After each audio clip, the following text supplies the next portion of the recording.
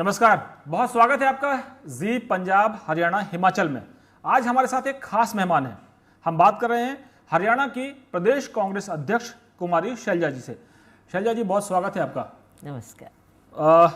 अक्सर लोग कहते हैं कि महिलाओं की भागीदारी कम होती है और जनसंख्या भी, अगर बच्चियों की बात करूं, मैं गर्ल्स की बात करूं, चाइल्ड की बात करूं, तो हरियाणा इस मामले में बदनाम है। लेकिन हरियाणा में कांग्रेस ने कमान शैलजा जी को दी, कुछ सोच कर दिया होगा, क्या मकसद? ये मैं बिल्कुल सहमत हूँ आपसे कि जितनी महिलाएं होना चाहिए किसी भी फील्ड में और ख़ास करके राजनीति में, उतनी है नहीं, बहुत कम है। ये मेरा सौभाग्य है कि मुझे मौका मिला कांग्रेस में इतना लंबा समय सेवा करने का, और हमारे नेता सोनिया जी ने, राहुल जी ने मुझ में अपना विश्वास दिया और हरियाणा की कमान दी कांग्रेस पार्टी की। लेकिन मैं चाहूँगी कि और भी महिलाएं हर जगह, हर पार्टी में इस तरह से आगे आना चाहिए। लेकिन शैलजा जी, कहा जाता है कि ये जो पॉलिटिक्स है वो भी अपने आप में मेल डोमिनेशन वाला माना जाता है। ये आपकी बात सच है कि आपकी अध्यक्षा भी जो है वो सोनिया जी हैं, महिला हैं। और मैं व्यक्तिगत तौर पर राजनीति कवर करता रहा हूँ, पत्रकार के तौर पर भी मैंने आपको बड़े करीब से देखा है, संसद की पॉलिटिक्स से लेकर हरियाणा की पॉलिटिक्स तक। लेकिन उस जगह पर, हरियाणा जैसे राज्य में जहाँ पर बड़े बड़े छत्रप हों, सबके अपने समीकरण हों, वहाँ शैलजा जी के लिए रास्ता कितना कठिन है पार्टी को वापस पावर में लाने का। तो शैलजा भी कोई बाहर से नहीं है, शैलजा भी उन्हीं में से है। ठीक है, कोई पुरुष हैं, मैं महिला हूँ, लेकिन हरियाणा जितना कोई और अपना समझे, मैं समझती हूँ उतना मेरा भी है। लेकिन कई बार होता है ना कि एक मानसिकता होती है, महिला हैं, कमज़ोर हैं, हम छत्रप हैं, हम बड़े हैं। दूसरा, आपने कहा कि मैं भी उसी जगह से हूँ, हरियाणा से हूँ, तो कोई हल्के में न ले। ये इशारा बीजेपी वालों को है जो सरकार में है, विरोधी हैं आपके, या फिर पार्टी के अंदर जो विरोधी हैं उनके लिए है? आप मजाक की बात करें, आप कुछ भी समझ लीजिए। जिसको समझना है वो समझ जाए। आपने कहा ना कि क्योंकि एक पुरुष बाहुल्य समाज है, तो समाज के सभी लोगों की ओर इशारा है। मैं आपसे एक चीज़ और जानना चाहता हूँ। 1 साल का कार्यकाल हो गया, क्या अनुभव रहा? कहाँ पर कांग्रेस जो लैक करती है, जो अथॉरिटी कांग्रेस की थी, इतने समय तक सत्ता में रही, और कहा गया कि अगर गुटों में नहीं बटी होती तो बहुत आसान था इस सरकार को बाहर करना सत्ता से। नहीं, मैं ऐसा नहीं समझती कि जिन्हें आप गुट कहते हैं, ये हर संस्था समझ लीजिए, कोई ऑर्गेनाइजेशन समझ लीजिए, ये उसका हिस्सा होता है। प्रेशर ग्रुप्स होते हैं, सब कुछ है, ये हर पार्टी में, हर जगह, हर राज्य में आप देखेंगे। तो ये तो राजनीति का भी एक हिस्सा है। 2014 में हमने सत्ता खोई थी, 10 साल के राज के बाद। और फिर जब पिछला चुनाव आया, मैं आपको याद दिलाना चाहूँगी कि कोई भी नहीं समझता था कि कांग्रेस कहीं सत्ता के आसपास भी है। तो उसमें गुट वोट ये वो कोई बात नहीं, बीजेपी का नारा था कि 75 पार वो ले जाएंगे। और इसमें कुछ थोड़ा बहुत मैं समझती हूँ कि कुछ तंत्र भी था, क्योंकि 4 महीना पहले ही जब लोकसभा चुनाव हुआ तो 10 की 10 सीट कांग्रेस हारी थी। हालांकि मुझे उसी वक्त, मैं तभी भी सब लोगों को कहती थी कि बीजेपी का कॉन्फिडेंस तो कहीं ना कहीं हिल चुका है 4 महीने में ही, क्योंकि जिस पार्टी ने 79 सीटों पर बढ़त हासिल की हो, वो 75 की बात क्यों कर रही है? उसको कम से कम 80 या 80 से ऊपर की बात करना चाहिए। तो खुद ही अपने आप को नीचे ले आए। तो कहीं ना कहीं आप समझ लीजिए कि मानसिक तौर पर ये अपने आप को कमज़ोर मानने लग गए थे। और मीडिया के लोग या कोई भी लोग शुरू में ये नहीं समझते थे कि कांग्रेस इतनी मजबूती से उभर कर सामने आएगी। और मैं समझती हूँ कि जिसने राइट ऑफ किया हुआ था कांग्रेस को, वो जनता के मूड को नहीं पहचान पाए थे या कांग्रेस की मजबूती को नहीं पहचान पाए थे। और हम 31 तक आए, बहुत सी सीटों पर हम और भी आगे बढ़ सकते। लेकिन जो आपको और आपकी पार्टी को अंडर एस्टिमेट कर रहे थे, तो उनको ये लग रहा था कि ये जो कई मुख्यमंत्री के दावेदार हैं, इस वजह से ये पार्टी आगे नहीं बढ़ पाएगी, और समीकरण ऐसे बने कि बीजेपी को सहयोग से सरकार बनानी पड़ गई। जी बिल्कुल, उनको जो आपस में परस्पर विरोधी थे, एक दूसरे को बहुत कुछ कहा चुनाव के दौरान, और जिनके अलग अलग मैनिफेस्टो, उनकी दिशा भी अलग थी, उन्हें एक साथ बैठना पड़ा और सरकार बनानी पड़ी। लेकिन आगे वक्त बताएगा कि जिसने जो लोगों के सामने वायदे किए, ऐसी सरकार आगे के जो इम्तिहान होंगे उनमें कैसे खरा उतरेंगे। कुछ लोगों ने आपको राइट ऑफ किया होगा, आपकी पार्टी को राइट ऑफ किया होगा, लेकिन आपने मजबूती के साथ, आपकी लीडरशिप में, कांग्रेस अध्यक्ष आप हैं तो आपकी लीडरशिप में इतनी सीटें आती हैं तो लोगों को, आपके विरोधियों को भी थोड़ी तकलीफ तो होगी कि भाई शैलजा मजबूत होंगी तो आगे क्या होगा। लेकिन कांग्रेस अध्यक्ष सोनिया गांधी के खिलाफ भी चिट्ठी लिखने वालों में हरियाणा के लोग भी हैं। जी बिल्कुल हैं, और ये तो जग जाहिर बात है। तो मैं तो सबको यही कहना चाहूँगी कि चिट्ठी लिखने का ना औचित्य तब था और ना इस तरह की बात का कोई औचित्य है। जब कांग्रेस पार्टी ऐसे समय से गुजर रही है, जब हम सत्ता से बाहर हुए, ये वक्त है कि जब सबको इकट्ठा होकर लड़ाई लड़नी है, सड़कों पर लड़नी है, सदनों में लड़नी है। तो ऐसे समय में इस तरह की चिट्ठी का कोई औचित्य नहीं रह जाता। बेशक किसी भी तरह से इसको जस्टिफाई किया जाए। जिन्होंने चिट्ठी लिखी है वो लोगों के सामने, पब्लिक के सामने कैसे जाएंगे, क्या किस मजबूती से जा पाएंगे, ये एक सवाल है जो उन्होंने खुद अपने आप राहुल गांधी ने ये कहा है कि जो लोग कांग्रेस अध्यक्ष सोनिया गांधी के खिलाफ चिट्ठी लिखते हैं वो अंदर खाने बीजेपी को सपोर्ट करते हैं, और जब मैं कांग्रेस के अध्यक्ष के नाते या कांग्रेस के नेता के नाते प्रधानमंत्री नरेंद्र मोदी पर कोई सवाल उठाता हूं या सरकार पर सवाल उठाता हूं तो ये लोग चुप्पी साध जाते हैं। फिर आप ये मानेंगे कि देश भर में, चाहे वो विपक्ष हो या कोई भी हो, समूचा विपक्ष आप देख लीजिए, अगर कोई बात खरी खोटी असली बात जो ज़मीन से जुड़ी हुई है, देश की जनता से जुड़ी हुई है, उस बात को कोई उठा रहा है आज के दिन, तो वो राहुल गांधी जी ही हैं। तो उनकी लड़ाई को, जो कि जनता के लिए और कांग्रेस पार्टी के लिए लड़ रहे हैं या विचारधारा के लिए लड़ रहे हैं, उनकी लड़ाई को कमज़ोर करने का किसी को हक नहीं है कांग्रेस पार्टी में, और ये नहीं होना चाहिए। बल्कि हमारा कार्य है कि हम उन्हें और मजबूती दें। लेकिन शैलजा जी, दो इंसिडेंट हुए हाल के दिनों में। एक मध्य प्रदेश में हुआ जहां ज्योतिरादित्य सिंधिया ने नाराज होकर या कहें पार्टी को स्प्लिट करके पार्टी के अपने समर्थक विधायकों से इस्तीफा दिलवा के बीजेपी ज्वाइन करके पार्टी की सरकार गिरा दी। दूसरा इंसिडेंट हुआ सचिन पायलट जी का, जो उप मुख्यमंत्री रहे हैं। लेकिन इतने बड़े बड़े जो यूथ लीडर हैं जिनको कांग्रेस पार्टी नहीं बढ़ाया, वो कांग्रेस के खिलाफ क्यों जा रहे हैं? कांग्रेस में क्या घुटन हो रही है उनको, या परिवारवाद का वो जो बार बार सवाल उठ रहा है, इस चिट्ठी के जरिए भी उठ रहा है कि भाई अब बदलाव का वक्त आ गया, बाहर का कोई अध्यक्ष होना चाहिए? लेकिन मैं मध्य प्रदेश के बारे में आपने बात की और राजस्थान के बारे में, देखिए कांग्रेस पार्टी या कोई भी पार्टी अपने नेताओं को आगे बढ़ाती है, उनमें इन्वेस्ट करती है। आप समझ लीजिए, ये इन्वेस्टमेंट होता है कि किसी को नीचे से पौधे की तरह सींचना और उसको बड़ा करना, पेड़ पौधा बनाना, और फिर उसमें से फल निकलते हैं, फूल निकलते हैं। तो ये पार्टी के लिए एक अपनी गर्व की बात होती है। लेकिन अगर कुछ लोगों को ये महसूस हो कि उन्हें कुछ मिलना चाहिए था, नहीं मिला, तो समय का इंतज़ार भी करना एक ये राजनीति का हिस्सा होता है। लेकिन अब जो भी स्थिति पैदा हुई वो ख़त्म हो चुकी है। आने वाले वक्त में मैं आपको कह सकती हूँ कि मध्य प्रदेश में चुनाव होंगे, उपचुनाव होंगे, उसमें कांग्रेस पार्टी फिर से बनेगी। लेकिन गहलोत साहब सही स्ट्रोक प्ले कर पाए और सही जगह पर उन्होंने अपना इंटैक्ट रखा, पार्टी को मजबूती के साथ खड़े रहे। तो जो आपको लगता है कि विरोधी वहाँ कामयाब नहीं हो पाए?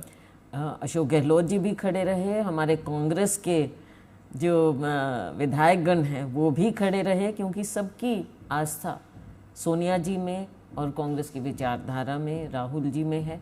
मैं आपके स्टेट की बात करूं तो संगठन के चुनाव पिछले कई साल से पेंडिंग है। लोग उम्मीद कर रहे हैं कि बस हमारा नंबर कब आएगा, मेरा नंबर कब आएगा, मैं कब शैलजा जी की टीम में शामिल हो जाऊं, हरियाणा में मुझे कांग्रेस में कौन सा पद मिल जाए। तो कामयाब जल्दी टीम ये शैलजा जी की नहीं है, कांग्रेस कांग्रेस की टीम है, और कांग्रेस में निष्ठावान लोगों को बिल्कुल जगह मिलेगी, लेकिन निष्ठा होनी चाहिए कांग्रेस पार्टी में, कांग्रेस के नेतृत्व में और कांग्रेस की विचारधारा में। आपकी टीम कब तक हम देखें कि बन जाएगी हरियाणा प्रदेश कांग्रेस की? अब कांग्रेस पार्टी में जैसा हमारा सिस्टम है, हाईकमान के साथ बैठकर और हम सभी को साथ लेकर बैठकर ये बनाएंगे। समय आने पर हमारी उम्मीद है कि जल्दी ये फैसले होंगे। अक्सर ये देखा जाता है कि राज्यसभा की जो सीटें हैं वो लगातार कांग्रेस की सिकुड़ती जा रही हैं। इस बार आपके स्टेट से आपको राज्यसभा में मौका नहीं मिला, तो क्या हम माने कि अब आपने केंद्र वाला मामला छोड़ दिया, अब आप राज्य में लगे कि बस आगे लड़ाई लड़नी है और सरकार बनानी है? देखिए, ये भी राजनीति का हिस्सा होता है, तो कभी इन चीज़ों को हम व्यक्तिगत रूप से पर्सनल ढंग से नहीं लेते, और आगे आने वाले समय में मैं क्या कहूँ, बल्कि पीछे भी चाहे लोकसभा हो राज्यसभा हो, अपने राज्य से हैं, वहीं से निकले हैं, हमारे जो जड़ें हैं वो राज्य में ही हैं, तो लोकसभा राज्यसभा विधानसभा इसका कोई औचित्य नहीं रहता। शैलजा जी, एक बाई इलेक्शन है बड़ौदा में, अब वहाँ से आपको जैसे कहते हैं ना कि राजनीति का मिजाज क्या है, जनता का मूड क्या है, वो भांपने का मौका मिलेगा। आपको लगता है कि आपका तो कार्यकाल अध्यक्ष के तौर पर 1 साल हुआ, सरकार 1 साल पूरे करने वाली है, टेस्ट सबका होगा, आपका भी टेस्ट होगा, उनका भी टेस्ट होगा, कौन जीतेगा? जनता जीतेगी, बड़ौदा की जनता जीतेगी, और बड़ौदा के लोगों पर मेरा पूरा पूरा विश्वास है कि कांग्रेस ही वहाँ से जीतेगी। जब सरकार की आप बात करती है तो अक्सर आप कहते हैं कि हमने कई घोटाले सरकार के गिना दिए। सरकार कहती है कि घोटाले हम पकड़ रहे हैं और कार्रवाई हम कर रहे हैं, तो ये घोटाले कर कौन रहा फिर? घोटाले भी वो ही कर रहे हैं, ये तो उन्होंने माना घोटाले हैं, तभी तो बात है कि उजागर होती है बात। तो उन्होंने क्या कर लिया, 2-4 छोटे मोटे अफसरों को अगर उन्होंने दंडित कर दिया तो वो कहते हैं कि हमने इस पर कार्रवाई कर रहे हैं। कौन सी कार्रवाई? ये घोटाले इतने ज़्यादा बड़े हैं जिसमें न जाने कितनी रकम है, करोड़ों का, सैकड़ों करोड़ों का मामला है। ये इतनी छोटी बात नहीं है। चाहे वो शराब घोटाला ले लीजिए आप, तो चाहे रजिस्ट्री घोटाला ले लीजिए, पीछे धान का घोटाला था, और चाहे हमारे जो दलित स्टूडेंट्स हैं उनके वजीफ़ों का घोटाला था, परीक्षाओं का मतलब हर ईंट के नीचे एक घोटाला है। तो ये सरकार कौन सी बात को क्या क्या अपनाएगी, किस किस चीज़ के पीछे छिपेगी, ये तो आगे आने वाला समय बताएगा। लेकिन एक बात मैं ज़रूर कहना चाहूँगी कि ये जो जिस तरह का ये आई वॉश करते हैं कि लोगों को एक दिखावा करते हैं कि हम ही इसकी सरकार कार्रवाई कर रही है, हमने ही इसको निकाला है, ये केवल लोगों की आंखों में धूल झोंकने की बात है। और इन घोटालों की असलियत तब तक सामने नहीं आएगी जब तक हाई कोर्ट के कोई सिटिंग जज की निगरानी में ये ना हो। लेकिन शैलजा जी, वो तो कहते हैं हम पार्टी विद द डिफरेंस है, चाल चरित्र और चेहरा बिल्कुल अलग है हमारा, और हम देश के लिए काम करते हैं। तो कई बार आपकी तरफ से लोग हों या और भी लोग हों जो विपक्ष के जो अलग अलग राज्यों में, वो कहते हैं कि अगर हम कोई भी बात करें तो आप राष्ट्रवाद की बात करते हो, अगर हम रोजगार की बात करेंगे तो आप फिर वो चीन और पाकिस्तान दिखाते हो। तो विपक्ष भी जो कह रहे हैं कंफ्यूज हो गया, विपक्ष समझ नहीं पा रहा कि इनको हिट कहाँ करें, क्योंकि विपक्ष बटा हुआ है। ये तो चलचित्र है, इनका कोई चाल चरित्र कुछ नहीं है, चलचित्र चल रहा है। और आप देखते हैं रोज़ की रोज़ नया नया सीन सामने आ जाता है। देश में क्या स्थिति है, देश में क्या क्राइसिस है, मोरों को दाना खिलाया जाता है या कुछ और किया जाता है। हरियाणा में भी आप देख रहे हैं कोई, और हरियाणा के परिप्रेक्ष्य में ही मैं ज़्यादा बात करना चाहूँगी कि एक मंत्री कुछ कहता है, दूसरा कुछ और कहता है, मुख्यमंत्री कुछ और कहते हैं।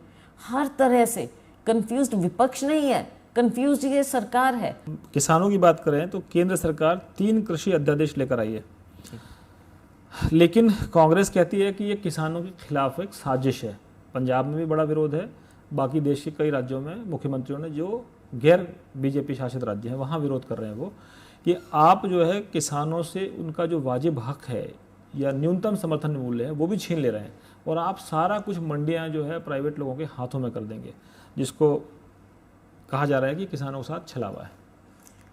ये सीधा रूप से छलावा है। मैं आपको याद दिलाना चाहूँगी कि पहले भी इनकी जो नीति कहिए या रणनीति कहिए, पहले भी इनकी ज़बान से ये बात निकली है कि एमएसपी न्यूनतम समर्थन मूल्य तो ख़त्म होना चाहिए।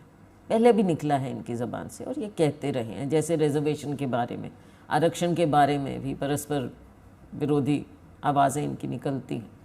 तो असली एजेंडा इनका यही है। किसान विरोधी ये सरकार है। आप मुझे बता दीजिए, किसान को आप भूल जाइए, छोटे किसान को, एक गरीब आदमी को भूल जाइए, क्या आप जब चाहें बैंक में जाकर आप ले सकते हैं अपने लिए, अपने कारोबार के लिए पैसा अगर चाहें? तो ये बहुत सी बातें हैं। ये सरकार किसान को बिल्कुल ख़त्म करना चाहती है। ये एक सच्ची बात है, कड़वी सच है जो आपके सामने आ जाएगी।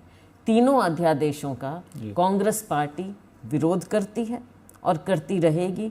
आम किसान के साथ हम खड़े हैं और जब तक ये सरकार ये नहीं कोई कानून बनाती कि एमएसपी के साथ खिलवाड़ नहीं होगा, छेड़छाड़ नहीं होगी और किसान को एमएसपी मिलती रहेगी, तब तक कोई इन पर विश्वास नहीं कर सकता और ये किसानों का और हमारा जो संघर्ष है ये जारी रहेगा। लेकिन वो तो कह रहे हैं कि हम डबल इनकम करना चाहते हैं किसानों की। आप ये बता दीजिए, इन्होंने 2022 तक इनकम डबल करनी थी, कितनी हो गई है अब तक? 2022 में तो दूरी नहीं है। तो इनका हर फैसला, हर बात लोग विश्वास कैसे करें? क्या लोगों की जेब में 15 लाख 20 लाख रुपया चला गया? वो जुमला था तो ये भी जुमला है। आपने देश की अर्थव्यवस्था को किस तरह से तहस नहस कर दिया है। नोटबंदी की, जीएसटी जिस तरह से लागू की, अब कोविड की आड़ में जो हमारी अर्थव्यवस्था बिल्कुल ख़त्म, चरमरा गई है, ख़त्म हो गई है, उसके बारे में आप क्या जवाब देंगे? लोग आप पर विश्वास करें तो कैसे करें?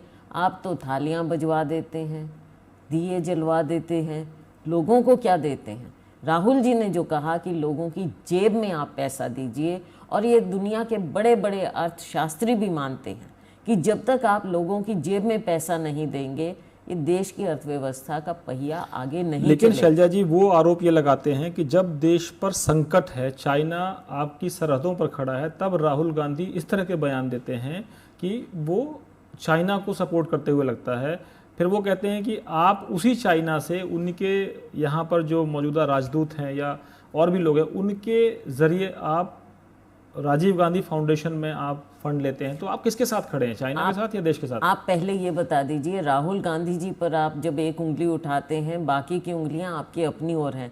पीएम केयर्स फंड में आप बताइए कि चाइना की जो कंपनियां हैं उनसे आपने कितना पैसा लिया है, आप पहले वो बताइए।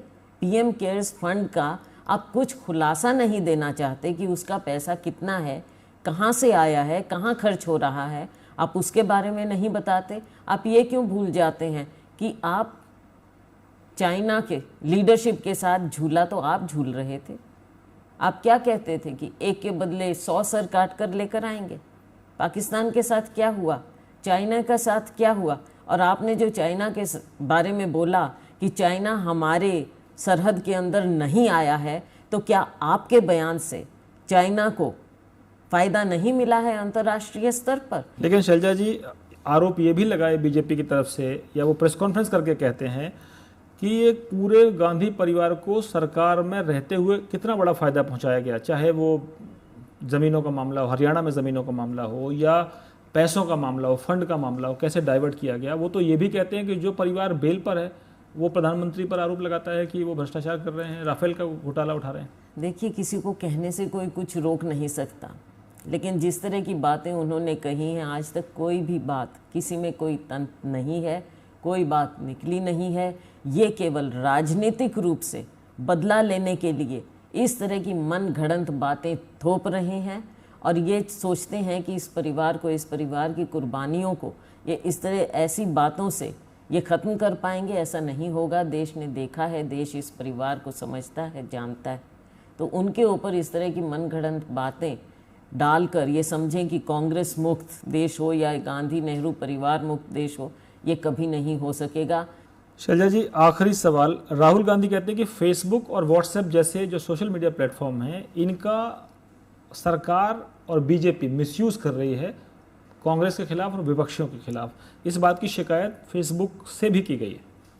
ये तो पार्लियामेंट्री कमेटी ने भी उठाया है इस बात को कि कहीं ना कहीं कुछ गलत बात है। और ये हम क्या कह रहे हैं, ये तो वहाँ की अमेरिका में जो एक जर्नल है वॉल स्ट्रीट जर्नल, उसने पर्दाफाश किया है।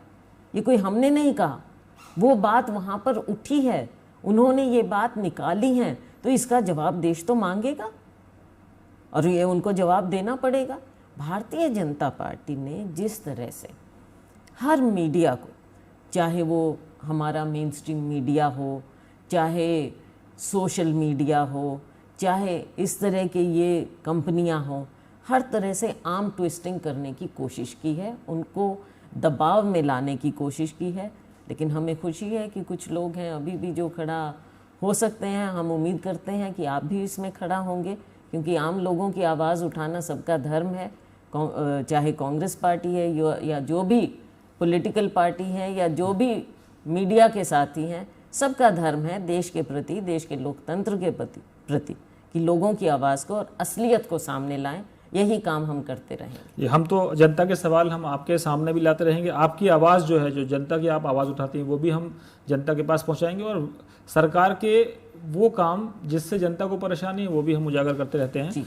मैं चलते चलते आखिरी सवाल कर लेता हूँ। सब जानना चाहते हैं आपके समर्थक, ये हालांकि पॉलिटिकल लीडरशिप फैसला करेगी, मैं शैलजा जी को भविष्य में हरियाणा के सीएम पद का कंटेंडर मानूं? ये चीज़ें कई बार उठती हैं, हमारे राज्य में भी उठती हैं, सब जगह, कि कोई एक बार एक ओहदे पर आ जाता है तो उसके इर्द गिर्द इसके बाद तो वही ओहदा बचता है, ये प्रदेश कांग्रेस अध्यक्ष के बाद उसके इर्द गिर्द घूमती रहती हैं। ये चीज़ तय होती हैं वक्त के साथ और लीडरशिप के द्वारा। तो इन बातों को उठाकर हम असली मकसद से पीछे ना हटें। असली मकसद है कि भारतीय जनता पार्टी की जो गलत और करप्ट सरकार है इसको हटाएं और जनता की सरकार बने, कांग्रेस पार्टी की सरकार बने। लीडरशिप का फैसला हमारी लीडरशिप करे। थैंक यू, बहुत बहुत धन्यवाद शैलजा जी आपका। और हम आपको ये आश्वस्त करते हैं कि हम जनता से जुड़े सवाल हर वक्त उठाते रहेंगे। कड़वे होंगे, मीठे भी हो सकते हैं किसी के लिए, लेकिन ये हमारा काम है कि हम निष्पक्ष होकर निंदा के नीरे राखिए, आंगन कुटी छवाए। हमारी भूमिका वो है कि हम हमेशा कुछ सवालों को उठाते रहें जनता के। बहुत बहुत धन्यवाद आपका। हाँ, शुभकामनाएं। तो आपने सुना कुमारी शैलजा, कांग्रेस की प्रदेश अध्यक्ष, जो कहती हैं कि उनका एक ही मकसद है कि किसी भी तरीके से इस सरकार को सत्ता से बाहर करना और कांग्रेस को सत्ता मिलाना। बाकी फैसला लीडरशिप करेगी। बहुत बहुत धन्यवाद।